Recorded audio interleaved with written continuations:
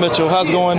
So, before we had a little technical difficulties and stuff, you were explaining how you got to the process of being recruited by Nickelodeon. Yeah, I got started on the south side of the Chi. I started out in theater acting, so I'm all about the arts for kids, man. It's definitely a thing to do. And I just loved it, man. And so I started out on the south side, then I started doing theater on the north side as well of Chicago. And then I got an agent. Oh, yeah. And then they had a nationwide search for a new kids show, all that. And I went out and auditioned for it, man. Got the part, man. It was a lot of fun, man. An all-star cast, man. It was a blast. Yeah. Now, I mean, how did you come up with the whole gimmick on Kenan and Kel with the orange soda? Was that something you just improv, or was that something they wrote in? Actually, Dan Snyder, one of the head writers, he wrote that in with the who loves orange soda, I do, but I just added a little bit of T-Pain to it. And remixed it with the I do, and all that. So, and just took off, man. Even today, people stop me at restaurants and talk about orange soda. So it's crazy. Now, did y'all ever expect like Kenan and Kel to really blow up as big as it did? Because I mean, that was like my fave show. That was well, it started with all that, and so with all that, we didn't expect that because that was just supposed to be a special. Yeah. But the special took off, the ratings went through the roof, so they made it a show. You know what I mean? And it took off, and I think for everybody, it was just that excitement. So when Kenan and Kel came, we already had that built-in fan base, so it was already good. Yeah. Oh, so it was already smooth. I mean, like when y'all finally finished the show, was that movie like kind of part of the deal? Like y'all actually wanted to do that whole movie to kind of like finish out the show, or did y'all actually want to do something differently? No, I mean that was of course it was all contractually in the contract, but yeah, man. I mean, like most shows, they didn't really get to have an ending. Yeah. Like some shows, but we did actually get to graduate and all that stuff on the show, so that was fun to do. But it was crazy because we all became family. I mean, we had been working for years, man, together. So and we all still stay in contact. So how was it working with Kim Fields? Because I think when she jumped onto the show during the latter part of the season, she was funny. Just playing to y'all. Like, how was that? Kim is a beast, man. Kim Fields is amazing. I mean, she's been in the business for years, so it was awesome to have her be a director for us.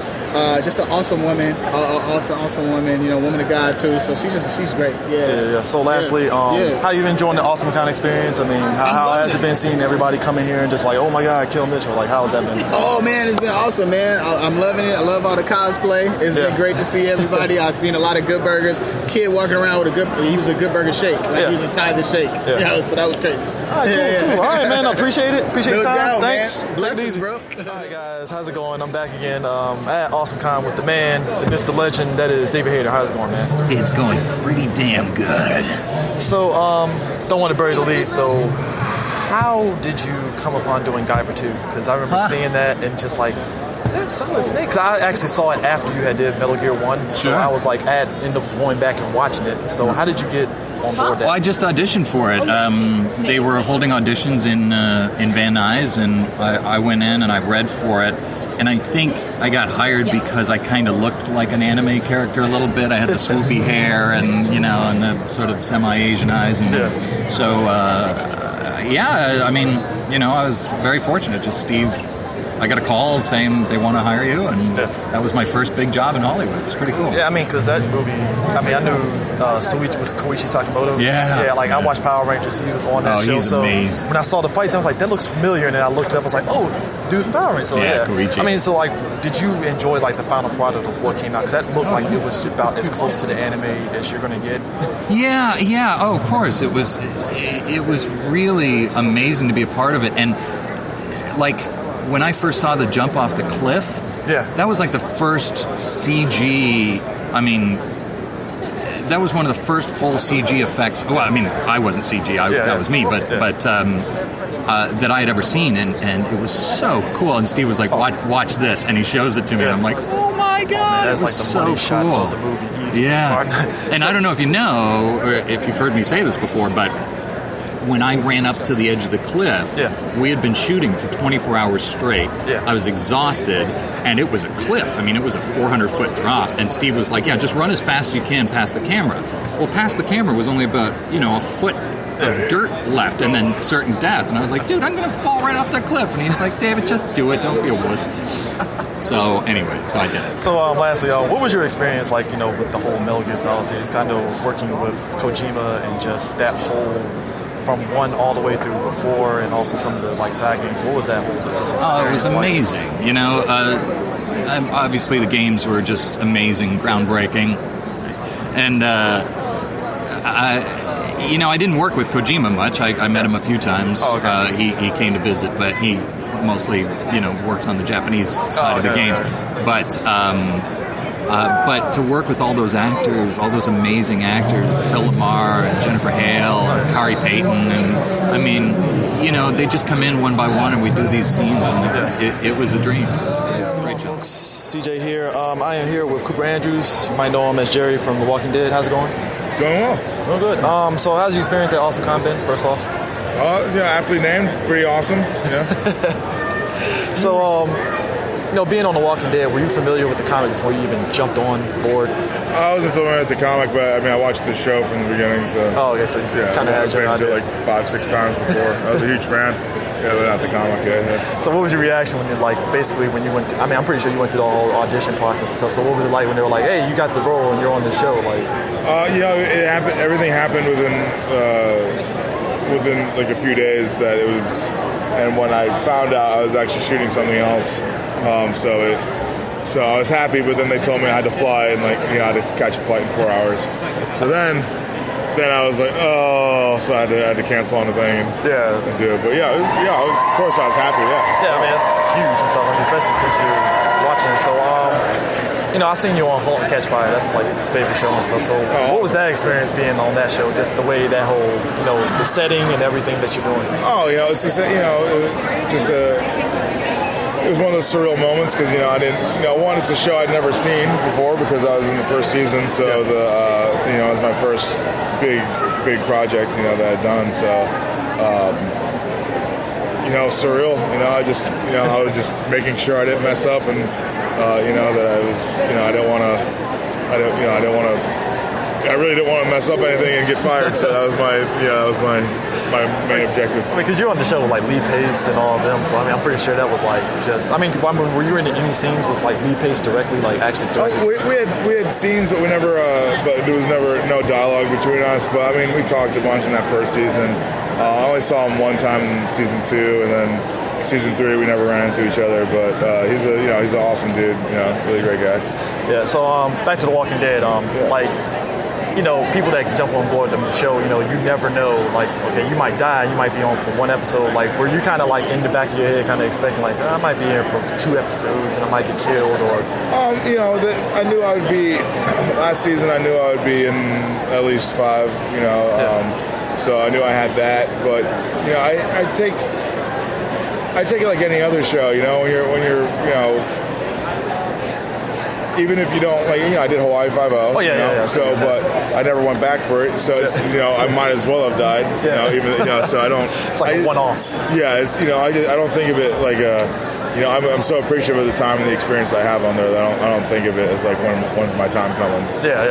It's it's acting, and it's, there'll be more jobs and there'll be more things, and I'm gonna love every moment I have on every set I do. Yeah, because I always figure anybody that jumps in on a big show like Walking Dead, you're like, I don't know, maybe I might be here for an episode, and then bam, you get killed. Because that's how it's always been on Walking Dead. You get excited for a character, and you have to hold back, I don't know, he might die. I don't know. I like to take these. I take it all in as the story. As long as I can serve a purpose, and I fulfill my purpose, I'm happy. But working alongside Kari Payton, man. Oh yeah, and mission accomplished there. I have a friend for life now. So that was the whole reason. You want to know how much of a stalker I am? I had to get into acting so that I could meet Kari Payton and work with him. Yeah, there you go. See, that's how you get in. Yeah. So, lastly, do you have any upcoming stuff that you got going on that maybe you can talk about or anything? I shot a movie called Den of Thieves. It's going to be coming out in January. It's got Gerard Butler, Pablo Schreiber, 50 Cent, Shay Jackson Jr. Yeah, it's going to be, it was a great cast, and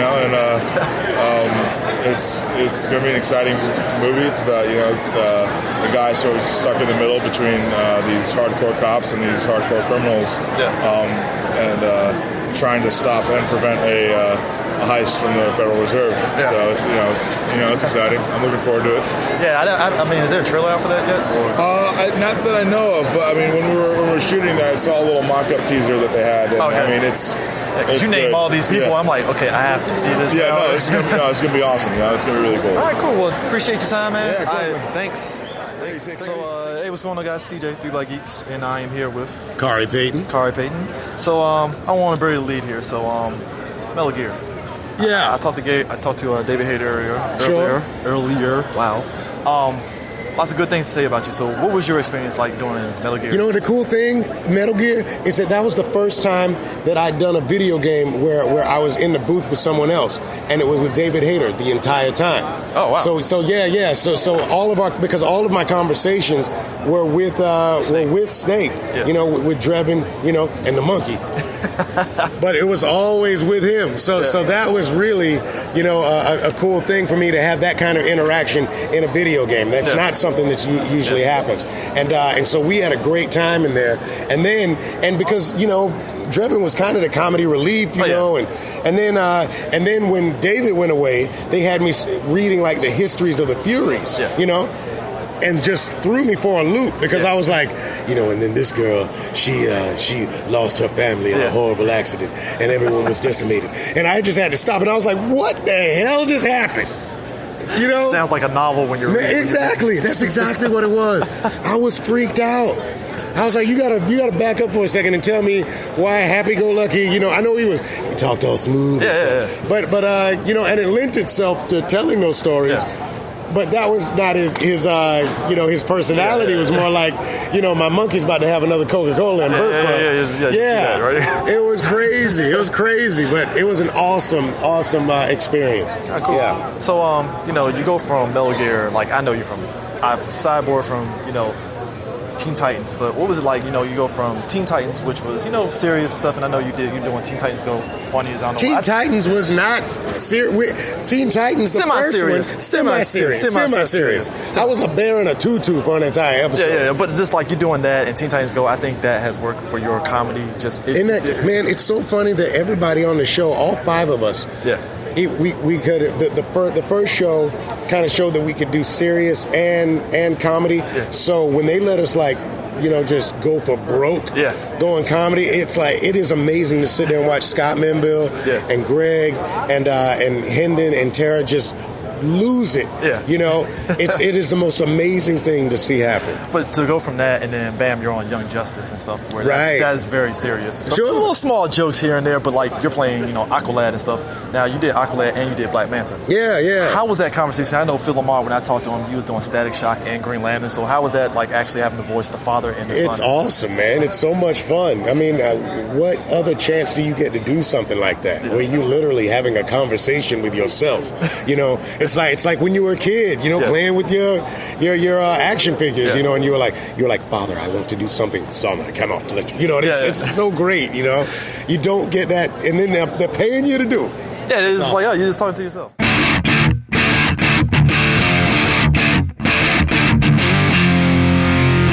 Hey, what's going on, guys? We're doing a little bit of a special little recap.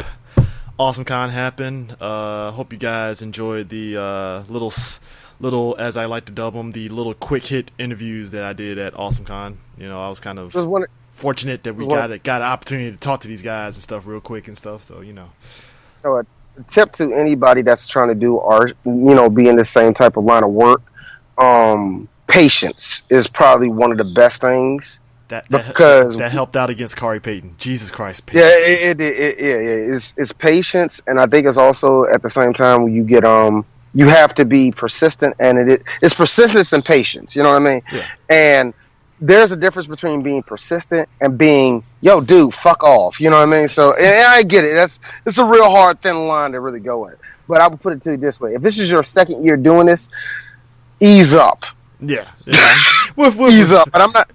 With respect, ease up. And I'm saying that, like, I'm not saying that, like, you get lucky and actually interview somebody with fucking worth. I'm saying ease up. Yeah. Just ease up a little bit, because some people you can't get into, and some people, you know, and one thing we noticed already is, you know, facial recognition. You know what I mean? Because their publicist or somebody that works around there might know you, or like, hey, that's that dude from last year or whatever like that. So persistence. You know what I mean? Also business cards, because that doubles up the effort of like, oh shit, I remember you now. All right, nigga. Yeah, but anyway, so this is actually the 4th year in a row that we've been there since the beginning. We've been here since the beginning of AwesomeCon. Only let's miss one. Yeah, I've been to all of them, but Dee did miss 1 year, so. I missed 1 year, and I think that was the year that y'all really, really wanted me to be there. And it was like, y'all didn't even do shit that year. And we really didn't. I think I just took pictures, and I think I put them up on the site at the time, but that was about it. So yeah. It was like, we ain't doing nothing special that year. But, it's interesting how this went from 2 rooms in the convention center to they use up the whole bottom floor to now at this point they use up 1/2 of the fucking convention center, which is awesome. So and the top and the top ballroom area for Stan Lee, because yeah, and they use the top ballroom too. Speaking of which, I think everybody has been to a convention, once with Stan Lee. We have been to 2 of them. At least in my account, I have been Baltimore to 2 of them. Baltimore Comic Con and AwesomeCon. This will be the fourth time, because when I went to New York Comic Con solo, he was there. Baltimore Comic Con, me and you. San Diego with me and Eris, and this year AwesomeCon. So that's 4 for me. Now between at least with my eyesight, between this one and Baltimore Convention Center. Now, number one, Baltimore Convention Center is smaller. Is smaller than Washington's Convention Center, but it's still, significant and whatever it is. But anyway, fuck all that. The line was fucking goddamn ridiculous like always. And let's just be real. Let's be 100 about it. Chris said it, and I'm surprised no geek tried to fucking fuck us up over it. Chris, loud, audible as hell. Hey, Stan's gonna die, D. Listen. Savagery. No, it's the savagery, but D also countered it with look, Betty White and Stan Lee have been literally fighting death, giving death these hands every year, and they win every year. Man, you know what? I had to add one more other person up there. Those 3 and fucking Cecily Tyson, man. Now, here's the thing you need to know about Cecily Tyson, white people. She was pretty much a baby motherfucking Harriet Tubman, helped her mom and dad. I mean, Cecily Tyson, Cecily Tyson is literally the grandmother of all black people at this point. It's like, Jesus. And she don't even look her age. She's old, but she look like I think she's late 80s? No, she's 95 or 96. I'm not really sure. She looks like she's in her 90s. She looks like she's in her 70s. She looks like she's straight up in her 70s. Betty White, I gotta be real with you, Betty. You look like your fucking age. Stan, real talk, dog. As spry and as youthful as he is, you look your fucking age, dog. I don't know, man. Stan, he's still sitting up there saying Excelsior and answering questions. That's why I said I would give Stan that, man. He is one of those old guys that you can't tell him he's old. You know what I mean? You can't tell him he's old, and you can't tell, and even if you hang out with him, he probably has more. Yeah, he's not mobile. He's probably not as mobile as you, but real talk, he has more energy than you. You know what I mean? To be honest with you, that scene in Age of Ultron with him and the veterans, reminiscing with Cap, and he's like, "Oh, yeah, we were on the beaches of Omaha, man. Come on, we can handle that drink." Oh man, it was just the fact that Stan Lee, of course Stan Lee is there. Of course, everybody and their mom wants to see him. It's going to be these ridiculous lines. I was savage with that. I was like, come on, dog. We had to be. Stan Lee's gonna die. Come on. Now, since we're talking about the celebrities and everybody was there, of course, DC is known for being one of the Doctor Who conventions, in my opinion, because for the last 4 years, Doctor Who, actually all years, every year since the beginning of AwesomeCon, they have been really, really on. We got to have somebody from Doctor Who at this bitch. So this year was straight up Doctor Who. He was there. David Tennant and the man himself, Barman. Yeah, Barman was there. Of course he was. And they were like, "Who's Barman?" Merlin, man. Michael Merlin. And you know what? It's funny to see because we heard from a friend how he gets friendly with the guys on purpose. And be hugging them, be bunned up with him. Me personally, man, shit, I go with it. Literally. It's like, are you going to really be that dude that's going to be homophobic about it and be like, I don't like Barrowman touching me? It's like, come on, dog. It's Barrowman. You gonna really he does that on. To me, I think he does that shit on purpose. Oh yeah. I think he does that shit on purpose, and I think it's one of those things where it's like, yeah, Yeah, a homo is hugging you from behind. What you gonna do? Nothing. You're gonna throw nothing. It's gonna be a good conversation. So especially if you're homophobic, that's a good conversation piece. Dog, what's going on with it, man? That gay dude hugged me and yada yada. but you know what wild me out though? If homeboys be like, "Dog, Berryman touched you, dog." Oh man, wish I was there. You know what? It's so funny. Those two lines and Berryman. Real talk, he's this tall. Berman, of course, man, he's really big on the fans. Everybody from Doctor Who was there. Their lines were solid the whole weekend. Of course, they're going to be solid. Even Sunday, it was just like ridiculous and stuff. I mean, it was crazy. And forgive me and Chris for not being Doctor Who fans, but we're not Doctor Who fans. We had one person that did message us on the inbox on our Facebook page saying, "You guys gonna do Doctor Who?" And I was like, "Gotta be honest with you, dog. I don't know. I think Prime knows. So if we did, I'm gonna be like, hey, Prime, you have to help me out on this one, man. Just saying." You know what? I think it's one of those things where we just don't have. I don't have it in me. I don't have it in me. I don't have the patience just yet, because I've been ever since I have gotten Netflix, at my fingertips. Yeah, I have kind of so much loafed and not given the shit to even dive into Doctor Who. It was so funny because my friend, it was about 2010. Yeah. He was like, "Yo, D, man, I'm gonna start watching Doctor Who." Why, nigga? Why? You barely watch Dragon Ball. What makes you think you're gonna sit down? This dude is a fucking what do you call them? Hoovians? That's what he is, man. This street ass nigga. This street ass nigga with long ass dreadlocks talking about fucking bitches on his IG and all that shit. And then you watch Doctor Who, son. So let me tell you what the doctor did last week. Like, yo, nigga, for real? So on top of Barrowman, I don't have. On top of Barrowman, you had Catherine Tate. She was there. She's one of the Doctor Who people as well. She was there, so that was big. And Edgar Wright was there for Saturday because I didn't know because our boy Sam, he's guest on our show. He went to the Baby Driver kind of like Q&A thing and stuff, and they did. Well, actually, it was an Edgar Wright Q&A, and then he showed a clip from Baby Driver, which comes out this weekend and stuff. Yeah, Edgar Wright. I'm just gonna say R.I.P. to that movie because it's going up against Transformers, and despite me and D reviewing it, nah. You saying R.I.P. That thing's going to be surprisingly well. It's going to do surprisingly well. No. I'm just saying. I'm not saying it's going to tank. I'm just saying I'm not expecting. No. I know what you're saying. No, I know what you're saying. I know exactly what you're saying. You fucking Transformers freak. I know what you're saying. God, look, dude, you know me. I like watching the world burn. My nigga, look, I'm a DC fanatic myself, but even I be like, look, nigga, they ain't making no money that week. I can tell you what's going down. Be real, man. Transformers is going to do bad in America. China. That's why it's going to do good. No. Here's the thing. China. No, it's going to be front-loaded. It's going to make max, before we get back to AwesomeCon, it's going to be max. About 260 total in the U.S. You think so? 260 total at the end of his run. Ooh. It's gonna make most of it overseas, as you said.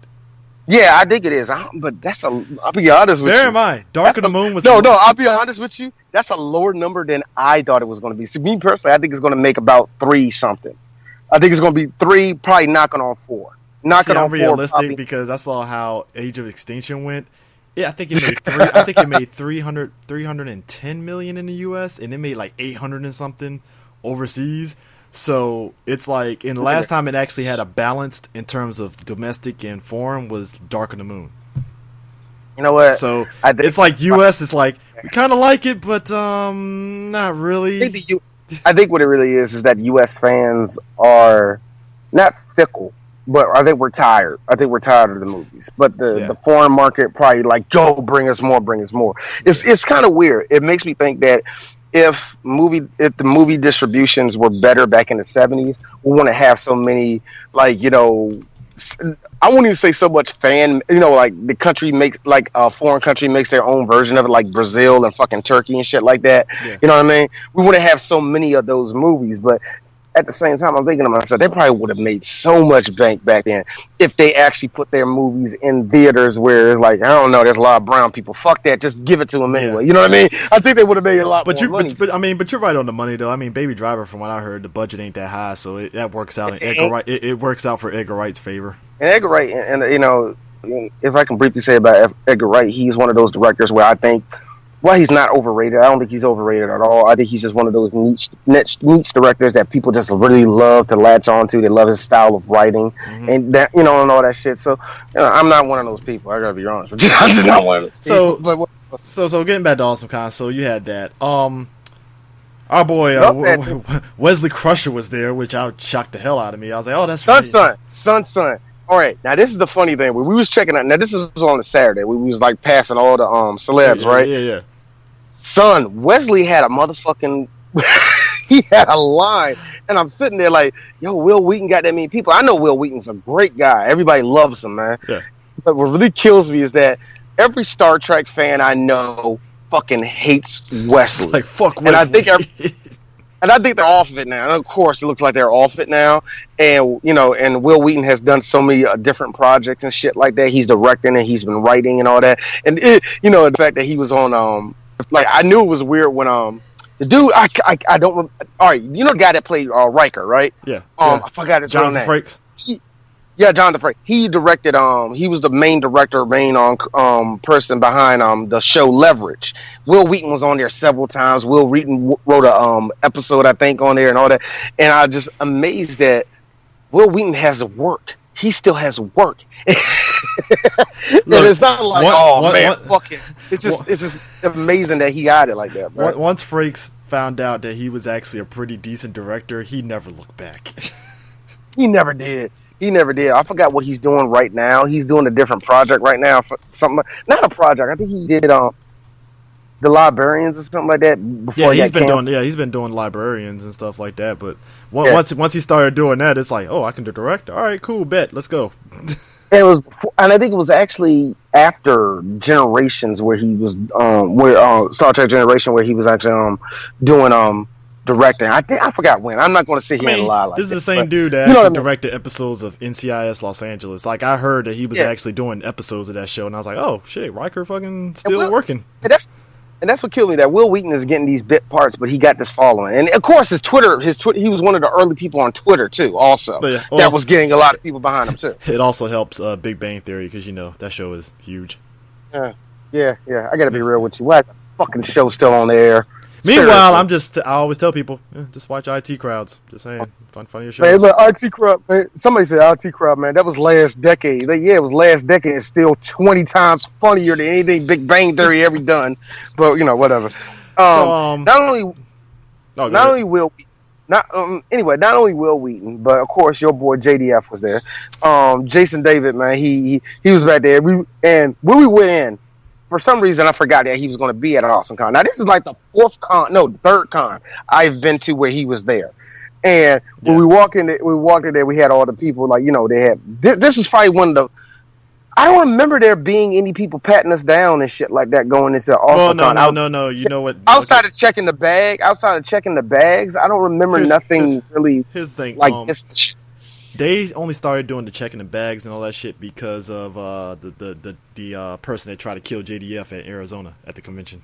Yeah, now I get that. Now that's what I'm saying. That was weird because we done checking the bag. They had to check in the bags last year, but only because come on, this is Washington D.C. Never. Some nigga might roll in there with a gun. Like, oh shit, man. Real talk. Not too long ago, me and Angie was all walking through Union Station, right? And I was like, yeah, man, it's like and. Why they didn't have nobody checking nobody's bags and all that, I just noticed people that was walking around and the security that was there. I was like, yo, baby, let's get the fuck out of here. It's like, why? I don't know. Don't know how to feel. I'm like, I don't know how to feel. It's like, why? She's like, why? I was like, baby, this feels like a... You ever look at a movie and it's like a plot? You ever look at the beginning of an action movie, it's in a train station, and all of a sudden, boom! That's what I feel like is about to happen. So let's get the fuck out of here. So you ready to get the fuck out of here? I'm ready to get the fuck out of here. Exactly. You want to get the fuck out of here? Come on, let's go. Where's the door? Where's the fucking door? So, but yeah, JDF was there, and he had huge fan base, man. You know what? I got a real, I say that to be funny, but What's the tail ratio that he's getting thrown at him though? I always, you know what? That's not me. You know, I don't give a fuck because it seems like one of those because JDF always comes off to me like one of those. He's sort of like that one surfer that everybody knows, Slater. I think whatever that one cool surfer that everybody knows. Mm-hmm. That like it does this. I remember he was on Chad Dukes' show one time, and dude would answer one fucking question. He said, dude, you must be getting tail left and right. Yeah, I'm getting tail, including your mom. He's like, ha, yeah. And Chad Duke's kicking right off. Because Chad is just like, yo, dog, just answer the goddamn question. Answer the fucking question. And I got a feeling, now I'm not saying that JDF will do that to us, but I got a feeling if you ask that question, he will fucking take your recorder and snap it in half. Mm-hmm. Like, I just know he would. But the only reason I say that is because his line was mostly females. Yeah. It was mostly females. So I got to ask, how much pussy is getting thrown at you, man? Tommy, real talk, nigga. It's been... Look, real talk. It has been 15 years. 15 fucking years since he's really been on television like that. And he's getting more tail than most dudes who stay on television. That's all I'm saying, man. It's amazing. I just want to know, but whatever. No big deal. Yeah. It's all good. It's all good. This is the now we seen him walk the floor before. If I see him one more freaking time, he's like, this will be the third year in a row see him do it. Phil Lamar has walked the floor and nobody looks at him. Man, listen, Phil, I'm just sitting there like, yo, either A, people don't give a shit, or B, just. I think what it is, like, it's a combination of people just say hi. He may take a picture or two and just keep walking. If he does do that, I don't know. But it also feels like, well, he feels like 5'8", naughty hair. He looks like every other geek here, so I think he blends in. It's like, okay, cool. Look, it's like this. It was so funny. We saw that shit. Last year, me and Chris saw that shit. We saw him and Billy West just sitting there talking to each other. I know, right? Nobody recognized him. I'm like, yo, Fry and Hermes are sitting right there, and nobody is fucking with. Now, of course, they probably talking all that, but whatever. This was weird. Elijah Dushku had way more fans than she deserved. I said it. Listen. See, Dee will say it, but I'm just sitting there like nodding. Like, I mean, what has Elijah Dushku done?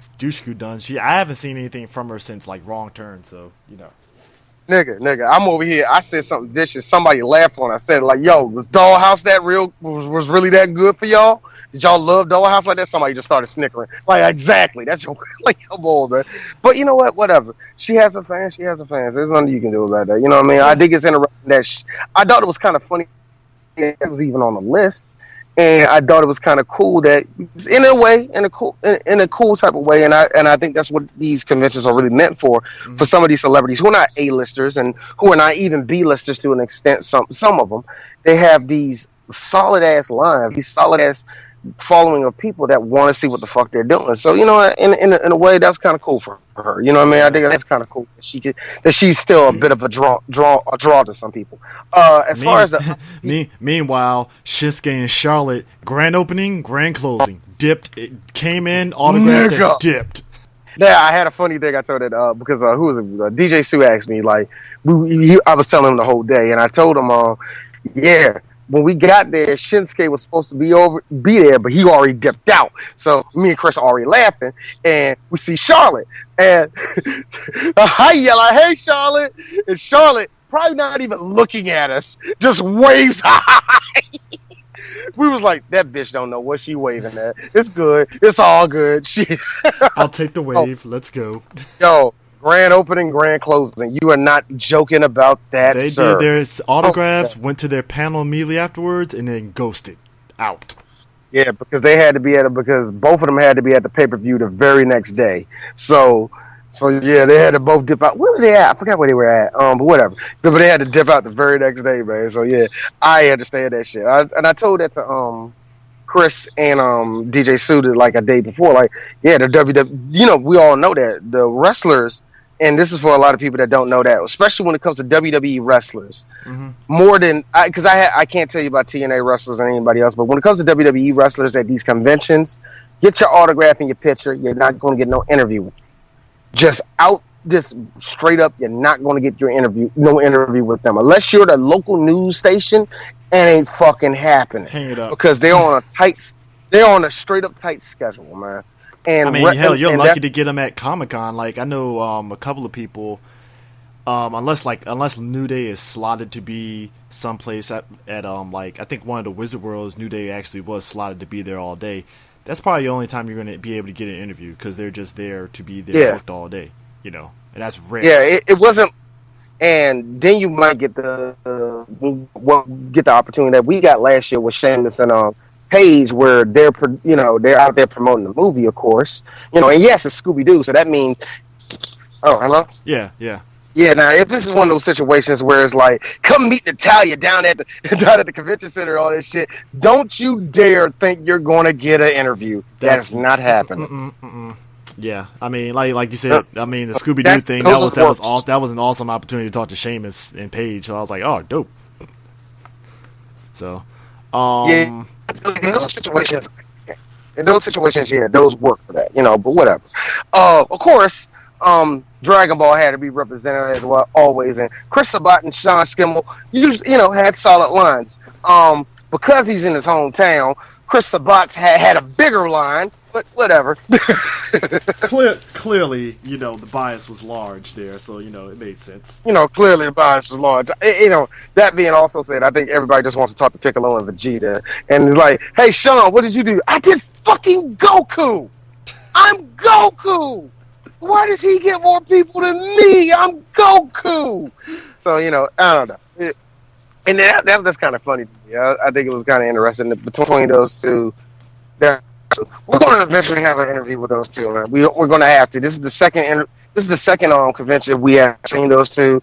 And this year was just there's just too many people, man. So, that wasn't going to happen this year. So, we'll see what we can do next year or, this year. Who knows? You know what I mean? When they're not busy. But the biggest one, at least for me personally and me and Dee personally, David Hayter was there. Now, I had swum by there. Actually, no. Actually, scratched that. I saw it Saturday when Dee had dipped out and went to the bathroom.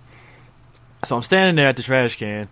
And here goes David Hayter just walking through the crowd, and nobody notices him. And I'm just like, okay, so he just looks like a regular white dude that's just walking around a convention center. Cool, bet, awesome. And that's my thing. And that thing. See, film walking around like that. I'm just saying, because y'all see this nigga on Mad TV. Mm-hmm. Y'all should have like some of y'all should know who he is. Hayter, on the other hand, yeah, he looks like every other white guy. Yeah, he had glasses on too, so that really enhanced it. I was like, I don't know. Oh, yeah. So I don't know whether he did it on purpose or it was just like, whatever. He's there, cool, So. No, you're like, no, knowing him. Hey, are you David Hayter? No, I'm Sean Baker. Okay, cool. Right, cool. Barker, Sean Barker.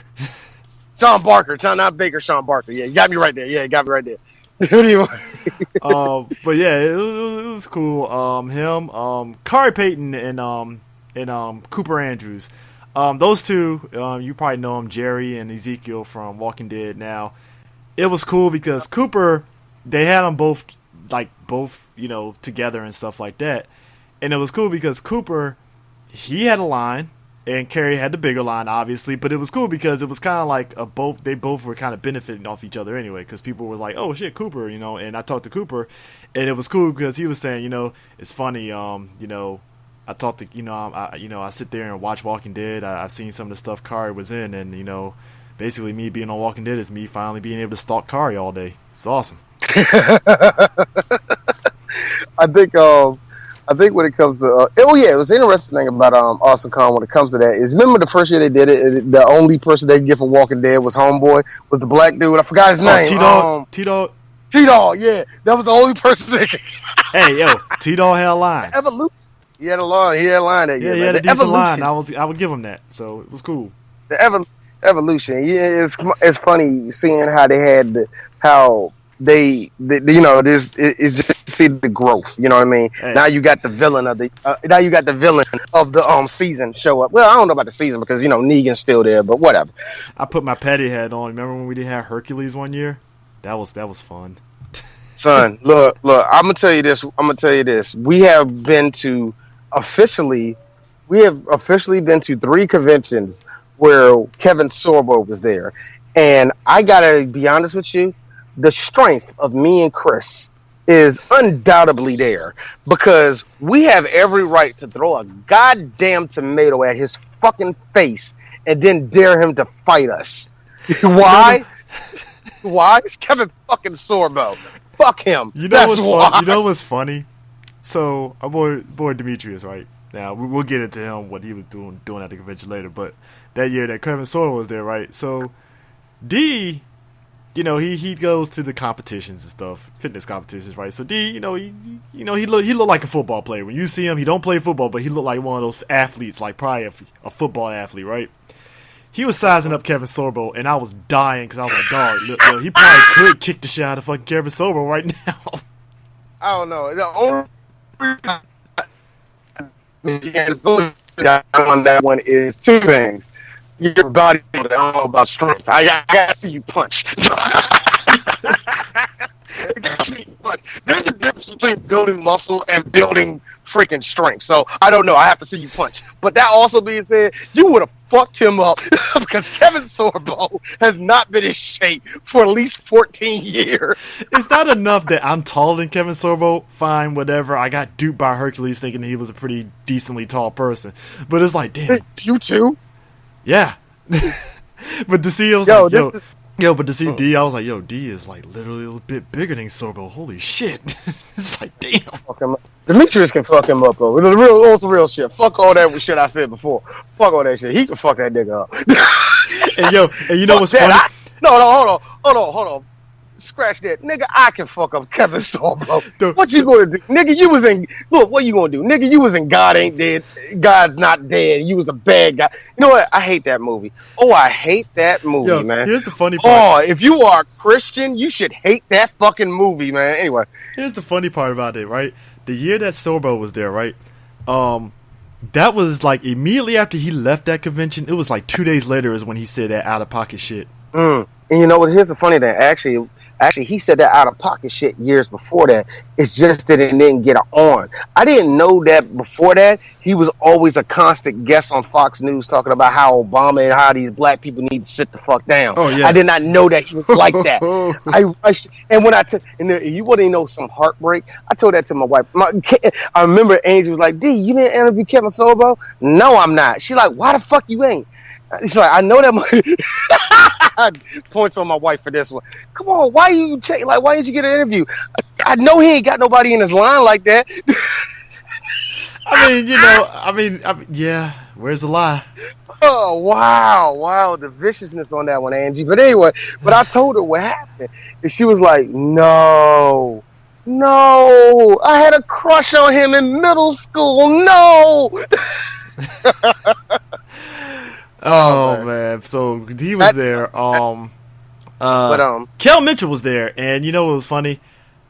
Friday, slow for him, but Saturday and Sunday, he had a line and a half. Yeah, good for him, man. Good for him. Now, I just got to be real. You know what probably got on his last nerve? And I'm going to say this. Hey, Kel, you the one that made yourself look that damn coonish. I know he got sick and tired of signing fucking Sunkiss and orange soda and orange sodas all day. I know. Man, oh man. Like I said, the only person you got to blame for that is Malcolm Jamal Warner for letting you do that shit, and you. That's the only. Actually, blame the writers for that shit. Just like, oh yeah. I want to say Malcolm Jamal Warner. I want to say, but he was only producing all that. I don't think he did Keenan. I don't think he did Keenan and Kel. It was the dude. I know he did all actually, that. The dude that did Keenan and Kel, he was the one that was in that show Head of the Class. Oh God. Was that God? What was his name? I don't know him by name. I think I know who you're talking about too. And I think I know Dan Schneider. Dan Schneider. Thank you. Yeah. Dan Schneider's the one. He's the one that did like all that. He did Drake and Josh. He did the Amanda Show. Zoe 101, iCarly. I'm like, Jesus Christ, man. That being said, I haven't looked at no Nickelodeon shows in years. iCarly was my shit. I'm not even gonna fucking lie. Hey, look, it's kind of funny. They always got them corny. You know, they always got those kitty shows on Nickelodeon. You know how it is, man. You know, it's I hate it when a grown person says, "Oh, these shows are stupid." You're 30, nigga. It's not meant for you. But anyway, so it's kind of funny to see my kids look, you know, like, wow, they still making these corny ass shows. And I admit there's one or two that my kids look at. Here's me. All right, that's one joke. Yeah, like, you know what I mean? They're like, all right, you get one for this episode. So, you know, it's kind of cool. So when you can just mention all those shows, like, damn, that nigga did everything. He's still there. Another dude, Garrett Wang. If you ever watched Star Trek Voyager, I actually, I'm shocked enough. It's like, I love DC9. I think it's like the best Star Trek ever because, you know, Cisco basically told, you know, told fucking Picard, fuck your couch, first episode. And I immediately was like, yo, Cisco is my dude, man. Mm-hmm. So you killed my wife? Yeah, fuck you. You done. Yeah, we have. Yeah. I know what y'all did that last time. We changed that shit. So I actually did keep up with Voyager and stuff, and Garrett Wang, he played Harry Kim. He was actually at the convention. I was like, oh shit, hey. You know, that's funny with Voyager. You know, if I'm going to watch any of these Star Treks again, I do want to see more episodes of Generations because I only see when I see with my dad. Dracula, but my dad. No. Oh man, no. Now hold up. Now I seen that. Of course, I seen Deep Space Nine because you know, come on. If you had a black father that was into sci-fi, you watch that shit. See that son? You see that son? That's a black captain. That's your people. Anyway, I sadly watched Voyager.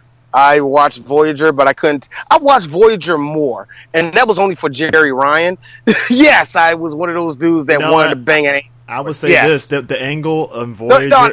I'm sorry, not an android. I was one. I know. But I was a teenager. Give me a break. I mean, I watched Voyager. I watched Voyager mainly for the idea that they had. What I did. Yeah, I know. I watched it mainly for the idea that they had a Borg as part of the crew, basically. Yeah. And there was, you know, I got to be honest with you. What I remember of it, there was a lot of good ideas, but I just think they were probably just executed really, really bad. Speaking of which, Jerry Ryan, she was also on Leverage too. Yeah, I know. That's a big ass fucking Star Trek party. Anyway, but you know what I didn't fucking watch? I ain't watched one episode of that piece of shit called what's it called, Enterprise. I ain't watched one episode of that piece. Yo, Bacula, I actually do love you, Bacula. I kind of watch NCIS on New Orleans, even though you are really putting a lot of country in that voice, and you need to stop it. But clearly, you know, all those years on Quantum Leap, he thought he can do a Southern twang. It's like, nah, bro. Ain't that he can't do a Southern twang? It's just like, God damn it, Scott. Oh God. Anyway, man, but yeah, he was there. Trying to think who else. I already said Kari Payton. Stanley, obviously. God, I'm like really drawing a blank. That was pretty much everybody, actually. Yeah. Everybody, because just real talk, you and I ain't got a lot to say about motherfucker Who, so what you gonna do about it? As far as the artists this year, you know, always is good. You know, the artists is as good as they always been. Mm-hmm. I will say there were less. But that's not bad. That's a good thing. You know what I mean? Hold up, so they said there was less what? Shout out to Dirt Eye. There was less people that I recognize, but that's not necessarily a bad thing. You know what I mean? No. That's not necessarily a bad thing when I say that. So, but of course you get your usual people there, like our boy Chris Scott. You know, he has a book out, and I put it out there. Y'all need to get that fucking book. It is amazing. What's it called? It's called Daybeams and Moon Dreams. Is that what it's called? Yeah. Yeah, get that fucking book. It's only $20, y'all. Get that shit. It is beautiful. Good art book, you know. I already showed Angie, man. She wants it. She wants that shit. Yeah, I knew she would love that shit. So, but and you know, local guy Jerry Gaylord. He was there and stuff like that. I actually got some artwork from him and stuff. Cool guy and stuff. He's actually gonna be at San Diego, so I'll probably end up talking to him and stuff. But he was actually from the area. This is the third year I have seen him at AwesomeCon. This is the third year I have seen him there. So Jerry Gaylord always put out, he got this fantastic art. I think I bought some. Did I bought something 2 years ago? I bought something from him. So just amazing, great artwork too, man. The artists there, interesting. Of course, everybody makes their own shit. As far as just one little minor shout out because it's a local store around here. Third Eye Comics. They were bigger this year, were they? Yeah, they had a bigger section this year. They had a much bigger section this year, man. But they're always around here with these local conventions and shit. But that's the big daddy in the DC area to me, man. Even though that's all the way in Annapolis, it's still the big daddy in the area. You know what I mean? Yeah. So, now the one thing we can move on to is this. AwesomeCon, you showed fucking restraint. Wow. And so restraint how? You want to explain? No, I'm sorry. Not AwesomeCon. Cosplayers, you showed restraint. Wow. There were not that many Harley Quinns this year. Holy shit. No. Let's back this up. So, so a certain black character, he dropped a hype trailer. Got all of us black people feeling ourselves, black power and shit. Fuck Whitey and all that stuff. I got it. Let me be that one person. Yeah, that's right. We got a bunch of black people who never even fucking heard of him, but says he's the greatest fucking superhero ever. We're not going into that. So, Friday, all you fucking trolls that are popping up out of nowhere. Finally, man, we got Black Panther. Who are you? Who's that? Oh, that's T'Challa. Really? Spell his name. T-A. Get the fuck out of here. God. So, I saw 10 total of that, and it wasn't an onslaught of it, which kind of shocked the hell out of me. 10. You know why it wasn't an onslaught of that? You know when it was not an onslaught of that? Number one, there were white guys saying, I don't know, should I? And then there was black guys like, fuck, I'm trying to change this Batman cosplay into a T'Challa cosplay, and I can't. It's not working. So that's what happened. It's not working. Hey, baby. So I try to make the Batman cape. You fucked up your Batman cape to do T'Challa? Come on, baby, it's for black power. Nigga, you said you were going to do Batman months ago. I know. But peer pressure. See, now you can't even go to the convention now. Yeah, I mean, I think Wonder Woman, I actually saw a decent amount of Wonder Woman, but not like a lot. You think there would have been a lot of them? You think there would have been a lot of, the Deadpools are going to be there. Deadpools right now are just, they are usual suspects and all, they're the usual suspects. Deadpool and Harley Quinn, you're going to see them every fucking year, you know what I mean? That's going to be a thing. And I'm not saying that we didn't see a lot of Harley Quinns, but we really didn't see a lot of Harley Quinn. That was really... Well, Suicide Squad is dead now, so, just saying. The hype is gone from it. But then at the same time, like, don't worry. Someone's going to draw some of the Harley Quinn next year, and that's going to be the shit. So that's how it always goes. I think people need to get that in their minds. It's a rotating thing. That's how it is. I think people need to get in their minds, though, when it comes to Harley, that she's going to be a mainstay in all of these conventions. She's just going to be. You know what I mean? Yeah. Same thing for Deadpool. This is going to be a mainstay then. Were there anything really impressive when it came to the cosplayers? Yeah, like usual. There was nothing that blew my mind this year. Now, we got a story, but hold on before we get into that story. Before we get into that story, there's one cosplay that somebody, I didn't see that many anime characters. I seen the best one I did see. Besides, the best one actually I did see was somebody dressed up like JoJo's Bizarre Adventure. He was there when we first got there, and he was leaving. So it was like he had probably the best one. I mean, the hair, everything, right? You know what I mean? So, nothing really super impressive. But cosplay is cosplay, and a lot of people nailed it. It was just nothing really that was super, like, at least in my opinion, that I seen. Nothing that blew my mind away.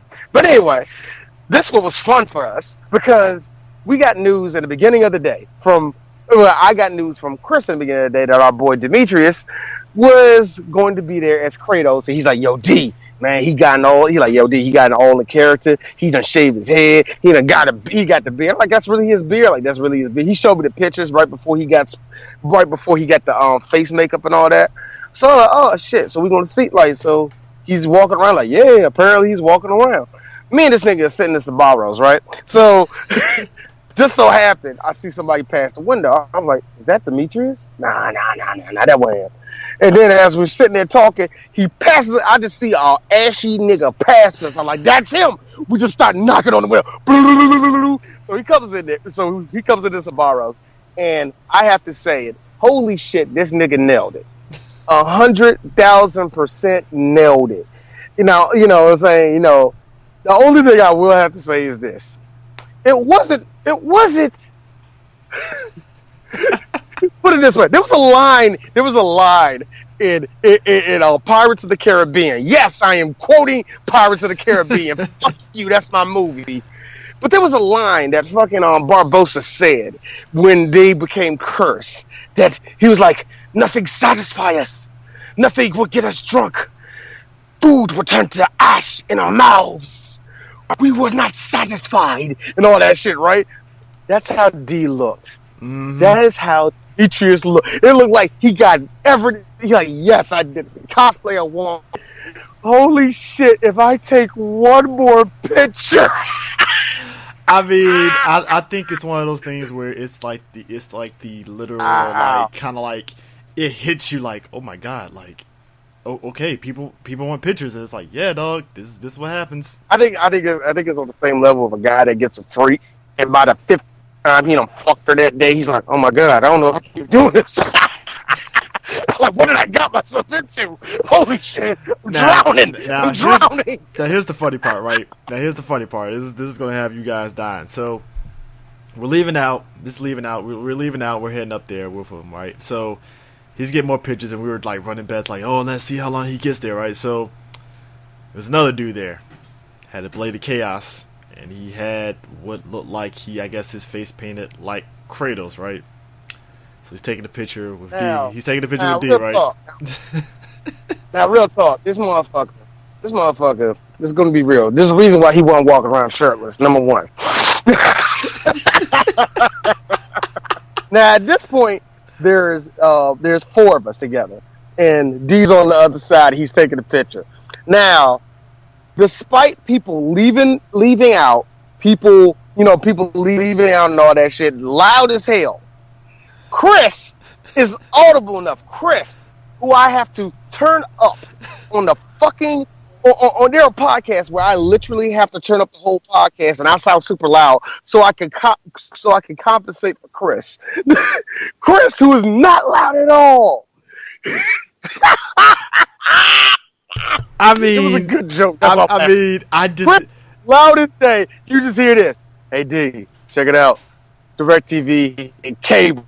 How did Dimitri hear this? I will not know. He gave me the look as the picture is snapped. Like, I'm not even joking. He put it up on Facebook, and he had the look, and I was like, I regret nothing. I'm just saying.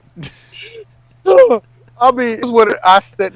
I told that to DJ Sue. DJ Sue was fucking dying. He was like, Chris didn't. And I'm like, yes, he did. And then he said this, and I agree with him. So why does Chris don't want to get on us with Bam? I don't know. I don't know.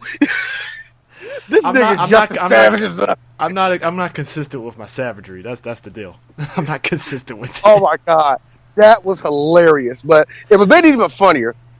To me, what made it even funnier was our exit. Now we're trying to leave out. Now the joke was, all right, let's see how many people D can dodge on his way out. So we're walking out. He stops for one person. We're walking. Stops for one person. We're walking.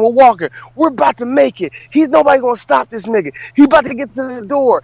As soon as he gets to the edge of the door, as soon as he gets to like the front part of the convention center, a mob of people show out of nowhere. Me and Chris like, all right, dude, it's been real, my nigga. We're out. We're deuces.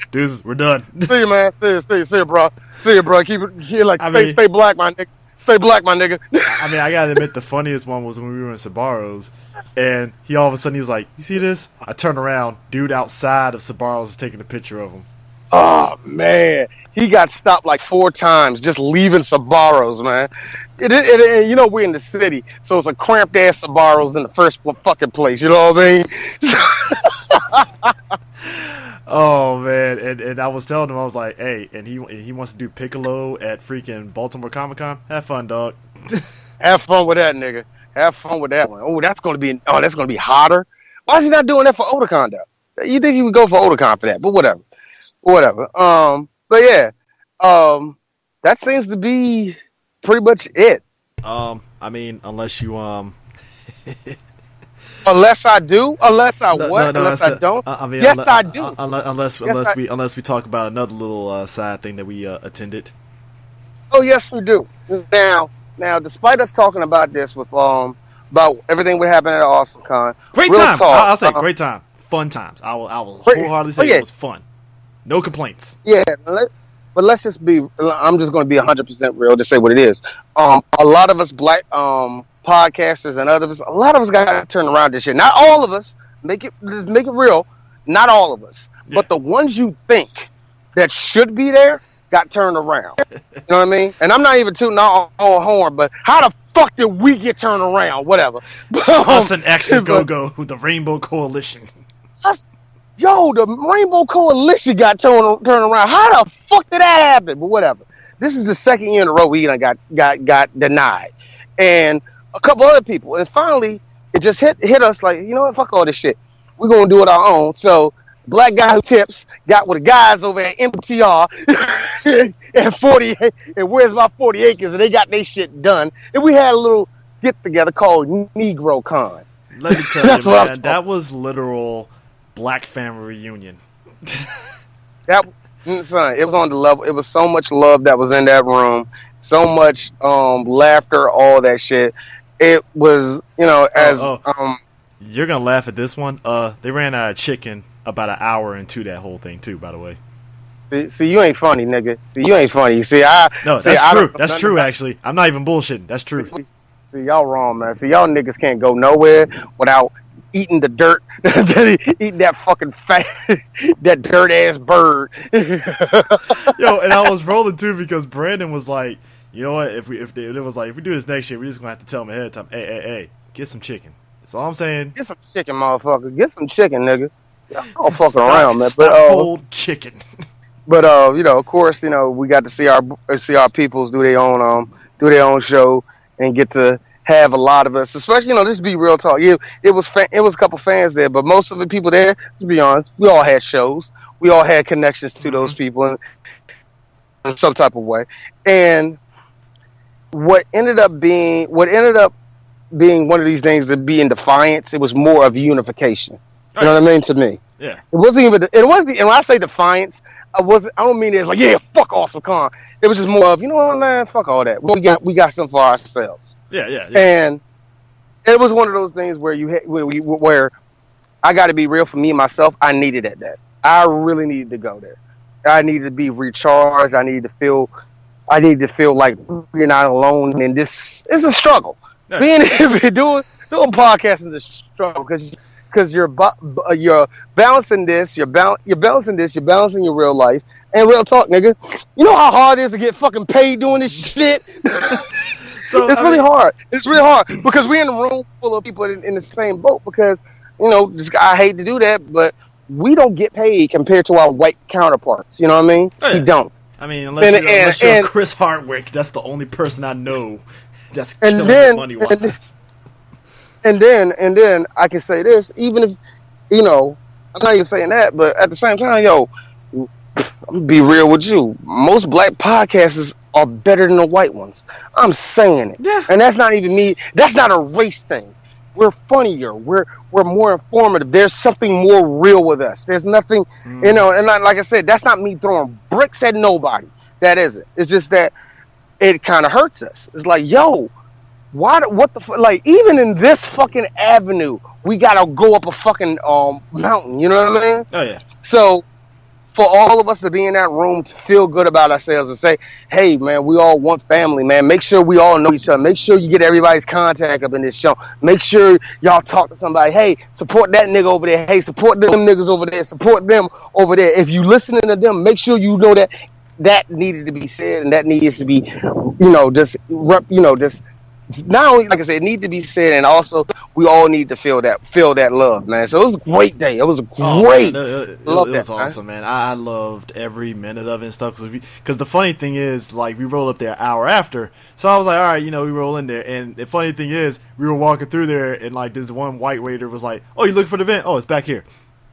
And we got back there, and I was like, "Oh, okay, dope," And what had me rolling was like Dee had stepped out for a minute, so. When I was sitting there, I looked out the corner of my eye, and I literally, no bullshit, it was like 4 white dudes that were rolling up to the door, right? And all of a sudden, the guy, I guess whoever was explaining to him what it was, they turned around and walked off. I was like, oh, okay, shit, that actually happened. All right. Nah, you know what that was? What we didn't know, those 4 people with the alt-right trying to stop the shit. I mean, it was hot as shit in there, so, Oh, man, that's the only thing I got to say, man. They had one fan that wasn't moving. I'm like, yo, what the fuck is wrong with you? And the first thing I said, they're like, come on, man. The only person we had in there was, we needed more light-skinned people in there. We only had like 2 white people in there, man. There ain't enough fucking, come on, black people, man, especially these darkies, man. You know how much heat we draw in? Come on. We didn't have enough yellow niggas here, man. Come on, man. I mean, hey, look, man. Hey, the water was flowing, man, because I drank like damn 5 glasses of water just chilling in there and shit. Nigga, you too? Man, you too, son? Got home, man, nigga, I got home, started peeing like a racehorse at the Kentucky Derby with a glue truck chasing me. Thank you for that, Cat Williams. Anyway.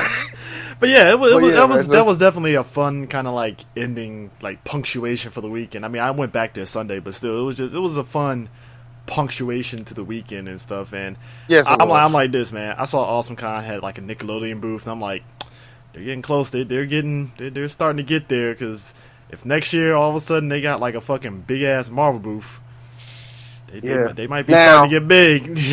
I doubt that. Now, the one thing I will say is this, though.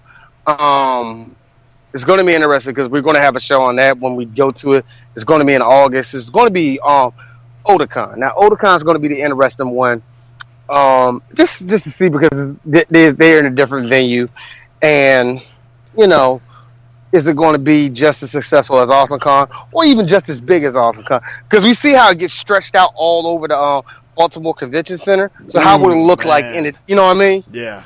You see how it was stretched out last year, how they had to put it in so many different places. So how's it going to be in this one? Is it going to be all in one room? I don't want to say it's all going to be in one room. That's ridiculous. Come on, it's AwesomeCon. So, but is it going to be better that it's in DC, or is it going to be one of those things where it's like, we're stuck here for the next how many years? Shit. All right, cool. Somebody tell the ice cold water dude to come up here and migrate up here? What? Come on, tell his ass to come down this highway. Hey, man, somebody go to Baltimore. Pick his ass up. Pick that nigga up. That was our only, come to find out, that was AwesomeCon's only fucking attraction, really, besides like a fucking artist or a voice actor. Like ice cold water? Only $1, huh? So, or come on, it's DC. You're like, ice cold water, only $1. Sir, can you be quiet, please? Ice, mommy, daddy. Like, get your fucking like. Hey, we got a black dude out here that's trying to sell water illegally. You know how DC is with these fucked up laws. But whatever. So it's going to be interesting. Like I said, later on this summer, it's going to be interesting how that goes. But yeah, I'm actually happy that that AwesomeCon got bigger. Just real talk. Get us next year, because we're putting in next year. So that's happening. Also, just to also end this whole thing, to promote this. So me and Dee, we're gonna be the dynamic duo. We got a panel at BlurCon Sunday. Yep, 10 a.m. We have some people at NegroCon that actually is going to attend. Shout out to Justin, 3 Fifths Podcast. They're coming there, support. So hopefully we get other people that are coming. But come out with me and Dee. They gave us a hell of a time, man, didn't they? Yeah, they gave us 60 minutes to talk about both Tekken Blood Vengeance and the Tekken live action movie. 1 hour. Ah, God. That's gonna be tight. That's gonna be tight, but we can do it. It's gonna be tight. You know what? I'm gonna say. Look, I'm gonna say it, man. I hope they fucking forget about us. Like halfway through, we've been in there for like an hour and a half. Like nobody moved them out yet. Yeah, I'm just gonna let's test the waters and see how long we go. But yeah, guys, how long this shit is. But BlurCon is June 30th through July 2nd. We are basically up July 2nd, 10 a.m. That's a Sunday, so definitely check us out. We'll hit more details as it comes on which room we're in. I'm pretty sure, probably considering how small it is, the convention's going to be. Because I actually talked to the dude that runs BlurCon and stuff, and he was saying they got a decent amount of pre-order. They got a decent amount of people that pre-reg and stuff, but it's the at-door, sales that really matters and stuff, because some people do tend to just get stuff at the door instead of pre-registering, because finances and laziness and things of that nature. So yeah, no laziness. I love that laziness. Thank you for that. Yeah, I mean, you have to. As a person that me and Aris have hit the convention circuit since high school and stuff, laziness does play a part, because it's like I could have pre-registered, but I just didn't. I don't feel like it. Yeah, I like that. I just like the fact you said that, man, because also like usual, it's great to see MagFest. Is like MagFest has turned into the fucking Unreal Engine of some of these motherfucking conventions here in the DC area, because like, yo, we need a game room. Man, somebody called the people from MagFest. Oh, you know what? That was a stroke. That was a stroke of genius on BlurCon. Like, yo, MagFest, can you hook us up with some arcade games for the game room, possibly? And MagFest was like, cool. Now, did they do the same thing for AwesomeCon? I don't think they did they? Nah, I think they just got some people that donated arcade cabs and stuff like that. But the rest of the game was like indie games and console games and stuff. I played a little bit of Sonic 2 and stuff, which was kind of fun. But yeah, they had like some old arcade games, but I don't think MagFest necessarily was like, here's some games and stuff. So yeah. Like what we're going to see this year, we're going to see what happened at BlurCon. We're going to see about that. Actually, what's really going to be interesting is how they're going to do it for OdaCon also. But whatever, those two different things. So anyway, that seems about it, man. So the next time I guess y'all hear us is going to be like 60 minutes of us doing our show. Oh, that's gonna be fun. That's gonna be fun, dude. It's gonna be fucking awkward because I still don't know how the fuck to do this, man.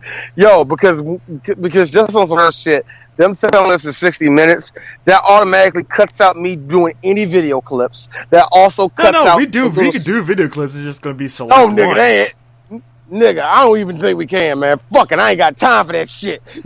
I already clipped out some videos, but we'll see. We'll see. Put it this way, folks. We'll see. Just buckle up and just enjoy the ride when you get there. That's all I'm saying. Thank you for that. Anyway, that's it. That's it. Yeah. So, catch you later.